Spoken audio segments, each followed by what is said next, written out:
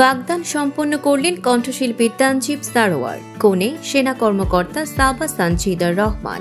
বাংলা গানের জনপ্রিয় কণ্ঠশিল্পী তানজিব সারোয়ার এবার জীবনের নতুন অধ্যায়ে পা রাখলেন।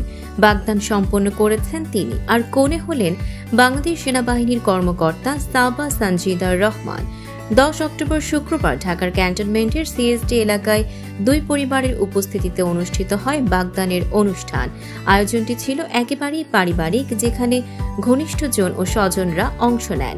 বাগদান প্রসঙ্গে তানজিব সারোয়ার বলেন, সবাইকে বলার সেভাবে সুযোগ হয়নি। ভেবেছিলাম একেবারে বিয়ের সময় সবাইকে জানাবো, এখনো বিয়ের তারিখ চূড়ান্ত হয়নি। নিজের জীবনসঙ্গী সম্পর্কে উচ্ছ্বাস প্রকাশ করে গায়ক জানান, আমাদের সম্পর্কটা বেশ ইন্টারেস্টিং। ও একজন আর্মি অফিসার আর আমি গায়ক। আমার মনে হয় কোনো দেশেই গায়ক ও সেনা কর্মকর্তার এমন মিলন বিরল। তিনি আরও জানান, সাবা লং কোর্স করে বর্তমানে লেফটেন্যান্ট পদে কর্মরত, আর তাদের বাড়ি ঢাকার ওয়ারিতে। পারিবারিকভাবে বিয়ে ঠিক হলেও আগে থেকেই সাবাকে চিনতেন তানজিব, তবে তিনি আর্মিতে আছেন সেটা জানতেন না। পেশা জানার পর বিষয়টি আরও বিশেষ লেগেছে গায়কের কাছে।